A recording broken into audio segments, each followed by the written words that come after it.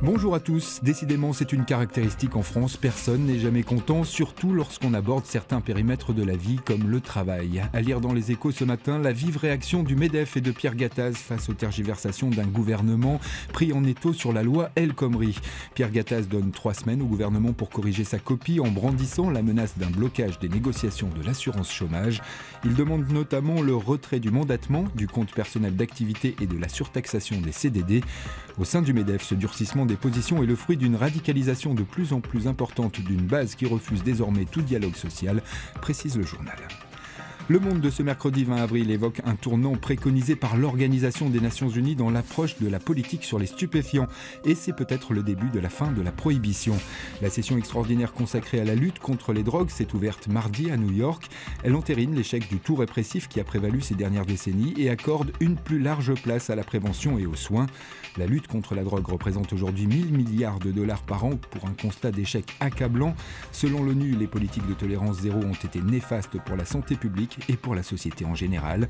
Le marché de la drogue génère quant à lui toujours plus d'argent et de violence. Uruguay, Canada, Portugal, les pays qui expérimentent souvent avec succès de nouvelles approches sont de plus en plus nombreux. Aux États-Unis, on appelle ça des cold cases. À lire dans Aujourd'hui en France, cette vaste opération de la police judiciaire pour tenter d'élucider près d'une centaine de dossiers criminels en mettant en œuvre les techniques d'analyse les plus performantes. ADN, logiciel enquêteur, regard neuf sur les dossiers. Il s'agit d'un formidable motif d'espoir pour les familles de victimes. Chaque année, sur les 1200 homicides commis en moyenne en France, il en reste toujours entre 50 et 75 qui résistent aux enquêteurs. Elle est la souveraine de tous les records. Plus l'on règne de la monarchie britannique et désormais doyenne des têtes couronnées. Le Figaro célèbre ce matin, avec un jour d'avance, le 90e anniversaire de la reine Elisabeth II, née le 21 avril 1926.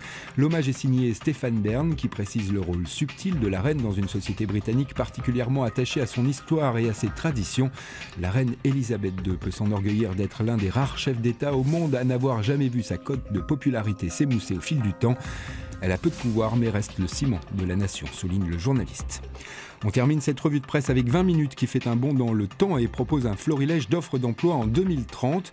D'après le prospectiviste américain Thomas Frey, 2/3 des professions qui seront exercées dans 15 ans n'existent pas aujourd'hui.